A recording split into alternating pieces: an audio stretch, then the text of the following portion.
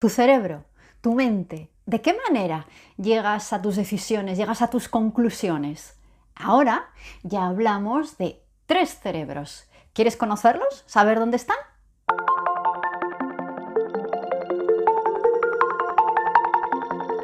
¿Qué es la inteligencia? ¿Cómo se mide?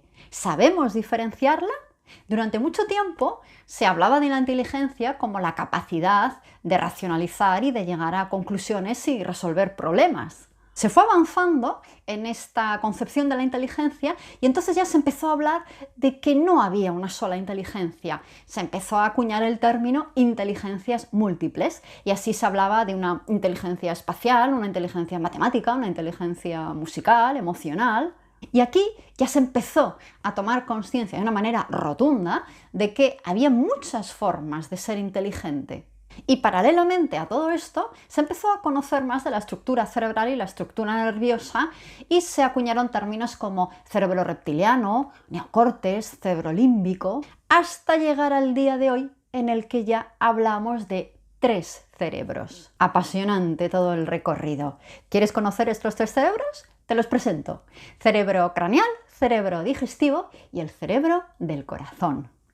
El cerebro craneal está formado por 100 billones de neuronas y células gliales. Es el que más asociamos a la idea de inteligencia.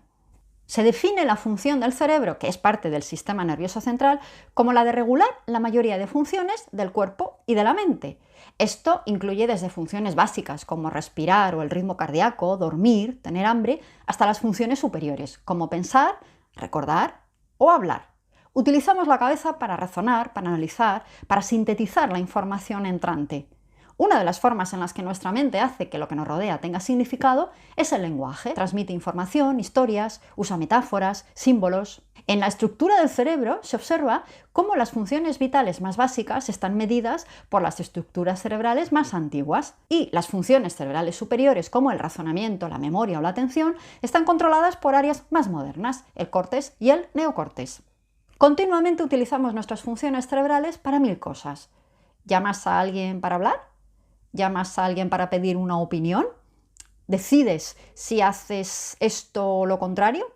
Todas las actividades que realizamos desde ahí requieren millones de conexiones y complejos cálculos mentales entre las diferentes partes del cerebro para desenvolvernos adecuadamente en el mundo en el que nos rodea. Hemos dado mucha importancia a esta inteligencia mental. Hemos creado hasta cuestionarios y test que se encargan de medir esta inteligencia. Durante un tiempo, estos fueron determinantes para clasificar a las personas. Hoy en día, esas baterías de test se han quedado un poco obsoletas. Nuestro cerebro craneal vive en la pura dualidad. Disecciona, analiza, separa y desde ahí censura el sentir, acalla otras voces que los seres humanos tenemos que no son los de la lógica y la razón, que son poderosísimas en la vida.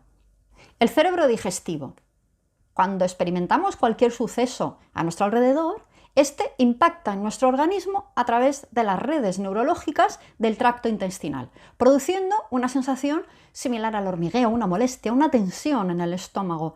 Ahí se desata una reacción visceral que posteriormente será valorada en el corazón para finalizar con el análisis desde la consciencia en el cerebro craneal. Este es el recorrido que hace nuestra inteligencia. No es nuestra mente la que primero capta las cosas, es nuestro cuerpo. Cuando decimos se me ha cerrado el estómago, tengo una sensación de presión en el estómago, esto tiene un nombre en la ciencia. Este segundo cerebro influye en nuestros estados de ánimo, en nuestro carácter, en los ritmos del sueño, en las respuestas sociales. En él existen los microbios del intestino que actúan como un cerebro no humano. La evidencia científica indica que ciertos microbios intestinales pueden manipular nuestro comportamiento. A diferencia de cualquier otro órgano de nuestro cuerpo, el intestino puede funcionar solo, tiene su propia autonomía para tomar decisiones, no necesita que el cerebro le diga qué hacer. Te diré algunos datos muy interesantes de este cerebro digestivo. El primero, Tu estado de ánimo, cómo estés a nivel emocional, tiene que ver con cómo estén tus tripas. La mayoría de la serotonina del cuerpo, un 80, un 90%, está localizada en el intestino. La serotonina nos influye mucho en nuestro comportamiento y se ve muy reducida cuando estamos sometidos a estrés y tiene mucha influencia en nuestra ansiedad, en el malestar, en estados emocionales negativos. Tu tubo digestivo posee reflejos básicos como la habilidad para medir el tiempo y la capacidad de percibir el entorno. Es una sabiduría que se escapa al razonamiento mental y que opera en una milésima de segundo. Es un instante en el que se produce esa información. Seguro que conoces conceptos como la microbiota, los probióticos. Ahora se están utilizando ya no solamente para una buena salud física, sino para trastornos, como te he dicho antes, psicológicos. Por todo esto, una línea de investigación muy reciente apunta a lo que ahora llaman psicobióticos, que sería un cóctel probiótico de bacterias saludables enfocados a mejorar la salud mental.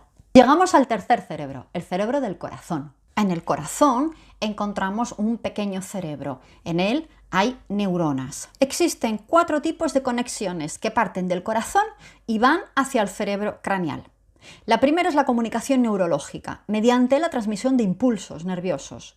El corazón envía más información al cerebro de la que recibe. Es el único órgano con esa propiedad y puede inhibir o activar determinadas partes del cerebro según lo necesite. El corazón puede influir en nuestra percepción de la realidad y en nuestras reacciones. La segunda conexión es la información bioquímica mediante hormonas y neurotransmisores. El corazón es el que produce una hormona que asegura el equilibrio general del cuerpo y uno de sus efectos es liberar oxitocina, la que se conoce como la hormona del amor. El tercer tipo de conexión es la comunicación biofísica mediante ondas de presión. A través del ritmo cardíaco y de sus variaciones, el corazón envía mensajes al cerebro y al resto del cuerpo.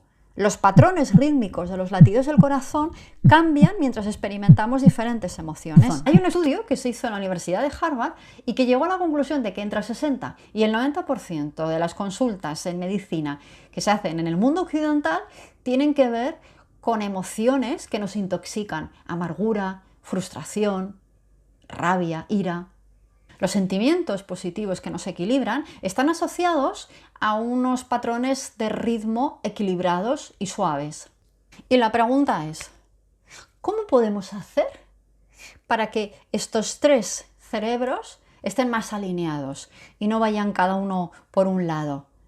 Cualquier práctica que te ayude a relajar el nivel de tensión que llevamos en esta vida moderna, ya sea respirar, ya sea meditar, visualizar, cosas que te hagan estar en el aquí y en el ahora, te van a ayudar a tener una coherencia cardíaca. La coherencia cardíaca tiene que ver con esa conexión entre los 3 cerebros. Porque si estos 3 cerebros se desconectan, aparece la enfermedad.